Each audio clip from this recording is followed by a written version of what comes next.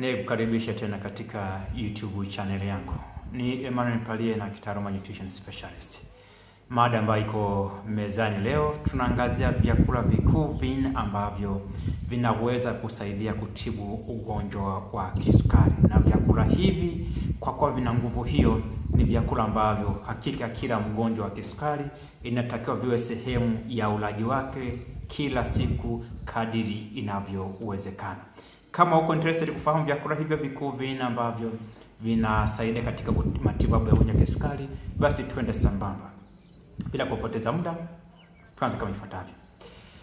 Vyakula vipo vingi ambavyo ni vizuri sana kwa mgonjwa wa kisukari. Hasa vyakula ambavyo vinatokana na mmea kama mboga za majani, jamii ya kunde, matunda na nafaka ambazo hazijakobolewa, bila kusahau jamii ya mizizi. Vyakula hivi ni vizuri, lakini katika vyakula hivi kuna vyakula ambavyo vinakuwa na nguvu kubwa sana katika kutibu ugonjwa wa kisukari. Ambapo namba moja kabisa ambavyo nataka ujue kabisa chakula ambacho kinasaidia katika matibabu ya ugonjwa wa kisukari, na kila mgonjwa wa kisukari anatakiwa ikiwezekana kila siku ndio kwa Mungu akijie kwamba amekula, ni mboga yoyote yenye rangi ya kijani. Mboga ambayo wewe ukiangalia ina rangi ya kijani, mboga ya majani, hakika hiyo inatakiwa iwe sehemu ya mlo wako uwe mgonjwa wa kisukari. Nazungumzia kwenye mboga hizi zenye rangi ya kijani zinaongozwa na broccoli. Kwa wale ambao hawafahamu broccoli, nadhani nazikona kwenye picha hiyo ambayo inaonyesha aina ya mboga hiyo. Ni mboga ambayo ni nzuri sana kwa mgonjwa wa kisukari, lakini kuna mboga nyingine ambazo zinafuata hapa kama mchicha, kuna spinach na mboga nyingine zote ambazo kwa macho ukiangalia zina rangi ya kijani. Hakika mboga hizi ni nzuri sana kwa mgonjwa wa kisukari na zinasaidia katika matibabu ya ugonjwa wa kisukari. Zinasaidiaje mboga hizi? Fahamu mboga hizi kikawaida zimesheheni phytochemicals. Phytochemicals ni kemikali tu ambazo zinapatikana kwenye mmea, na kemikali hizi ambazo zinapatikana kwenye mboga hizi za kijani zinasaidia katika kuongeza utendaji bora wa insulin, ambayo tunajua kwamba insulin ndio ambayo inasaidia kuchukua sukari kutoka kwenye damu kupeleka kwenye seli na inaunguzwa, na hii kusaidia katika kushusha kiwango cha sukari kwenye damu. Lakini fahamu kabisa kwamba phytochemicals hizi zilizo kwenye mboga zenye rangi ya kijani zinasaidia kulinda uharibifu wa seli ama uharibifu wa tissue ambao unakuja kwa sababu ya inflammation ambazo zinakuja kwa sababu ya uwepo wa tatizo hili la ugonjwa wa kisukari. Hata hivyo, fahamu kabisa kwamba mboga hizi za majani zina wanga ambao ni bora, ambayo haipandishi sukari kwa haraka. Licha hivyo ni kwamba mboga hizi zinakuja kusaidia katika kuondoa habari za sumu mwilini na makando yaliyo mengi, na hivyo kuhakikisha kwamba inaboresha afya ya mgonjwa wa kisukari. Kwa hiyo mboga hizi zenye rangi ya kijani ambazo zinaongozwa na mboga aina ya broccoli inatakiwa iwe namba moja kwenye meza ya mgonjwa wa kisukari. Hii ni mboga ya kwanza. Mboga ya pili hapa ambayo inatakiwa ikiwezekana kila siku ndio kwa Mungu hakikisha umekula ni maharage.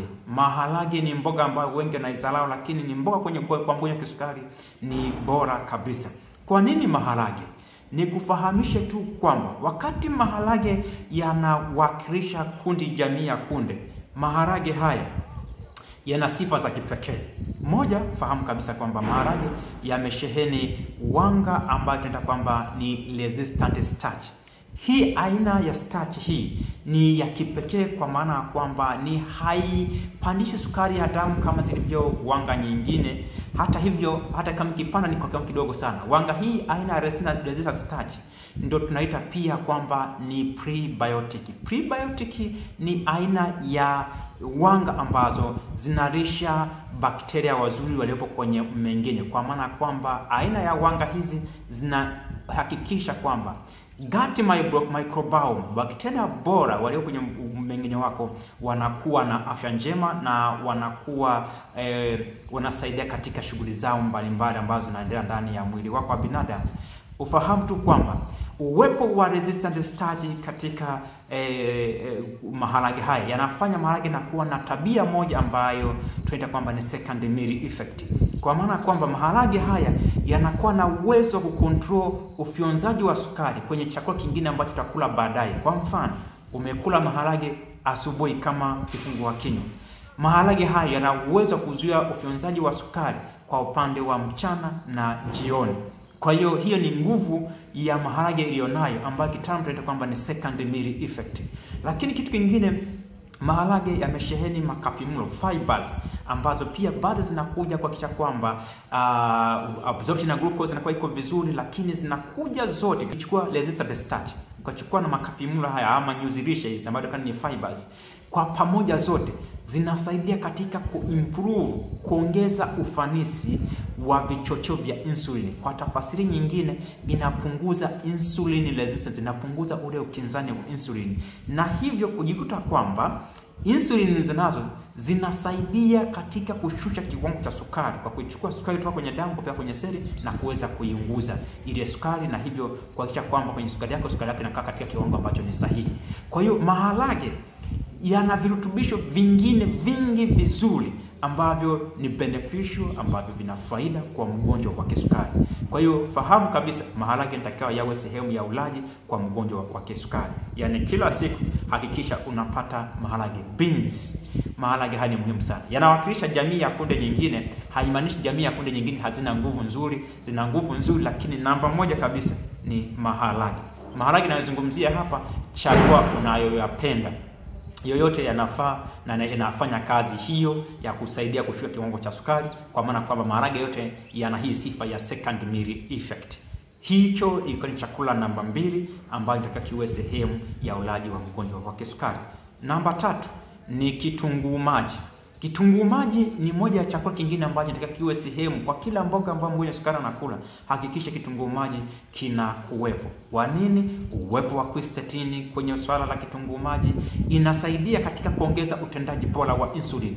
Inasaidia katika kuondoa mafuta ambayo yanafifiza utendaji bora wa insulin, na hivyo kuhakikisha kwamba vichocheo ulivyo navyo wewe mwilini ambavyo ni insulini kwamba vinafanya kazi kwa ufanisi, vinafanya kazi yake ya kuchukua sukari kutoka kwenye damu kupeleka kwenye seli, na hiyo na hapo inakwenda kuhakikisha usalama wewe mgonjwa wa kisukari. Kwa hiyo hatukutarajii wewe sukari kuikuta kwamba iko 30 imesoma hai, hapana, hataje kuikuta huko kwa sababu ya uwepo wa kitunguu maji. Kwa kitunguu maji kina faida nyingi kwa mgonjwa wa kisukari.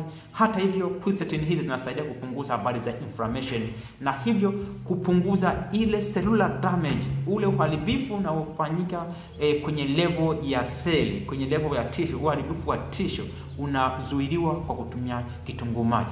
Fahamu kabisa kwamba kitunguu maji hiki kinapatikana kwenye kundi la mboga ambazo ni Arium family. Hata hivyo kundi hili linahusisha habari za kitunguu swaumu. Kwa hiyo unaweza kutumia pia kitunguu swaumu, bado utapata faida pia. Lakini fahamu kwenye kundi hili kwa mgonjwa wa kisukari, kitunguu maji ni kipewe saluti, kinafanya kazi vizuri. Chakula namba 4 na cha mwisho ni uyoga. Uyoga, nafahamu kuna wengi ambao wanakula uyoga. Uyoga naozungumzia ni sampuli zote zikiwa zinaongozwa na uyoga ambao sometimes kwa tunaulima, ambao inaitwa kwamba ni oyster.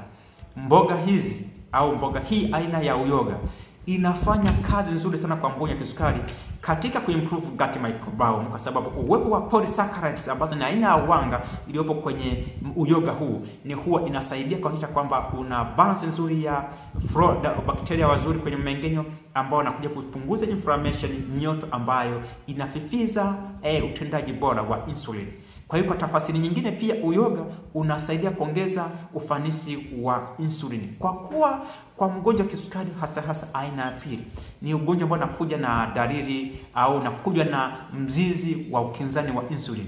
Kwa kutumia uyoga unaweza kupunguza ukinzani huu, ambapo uyoga huu pia unakuja kusaidia kuondoa mafuta ambayo yako katika seli ambazo sio maalum katika utunzaji wa mafuta, kwa maana kwamba uyoga unakuja kuzuia fatty toxicity, usumu tokana na mafuta, hususan mafuta haya ambayo yako sehemu ambazo sio maalum zenye kuweza kukaa, na hivyo kuhakikisha kwamba mgonjwa wa kisukari huyu yuko salama kutoka kwenye hyperglycemia, kwa maana kwamba ongezeko la sukari, lakini pia insulin zilizopo zinakuwa zinafanya kazi vizuri, na tunapunguza ile demand, ule uhitaji wa insulin just kwa kutumia tu masuala ya uyoga.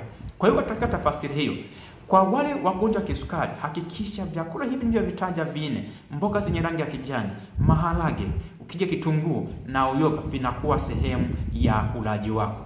Je, inamaanisha vyakula vingine vifanye kazi? Vyakula vingine vinafanya kazi kama nilivyosema awali, vyakula vitokana na mmea vyote vinafanya kazi, lakini hakikisha Kwenye kila chakula unachokula hakikisha habari za maharage, mboga za majani na masuala ya kitunguu na masuala ya uyoga vipo sehemu ya ulaji. Kwa mfano, unaweza kama kwa mfano leo asubuhi na kunywa supu ya maharage, nachukua maharage yangu na kula vizuri na shiba, unaendelea na shughuli zako. Mchana kama ni wale wapenda makande, unachukua makande ambayo mahindi ambayo yakobolewa, unachanganya na maharage ya kutosha, unaweka na mboga zako za majani, unaweka kitunguu au carrot, inakuwa ni ulaji wako. Unakuja jioni, hakikisha mboga za majani zinakuwepo pia, jamii ya kunde zinakuwepo zikiwa naongoza masuala ya maharage. Kwa kula namna hiyo, ukiwa umeepuka vyakula vyenye mafuta kwa wingi na mafuta ya kupikia, na kuhakikishia ni ndani ya muda mfupi lazima utaona matokeo na utakuwa salama na tatizo la ugonjwa wa kisukari. Leo nihitaji kufahamisha vyakula hivyo. Ulikuwa na Emmanuel Mpalie, nutrition specialist. Nikutakia wakati mwema, kwa heri.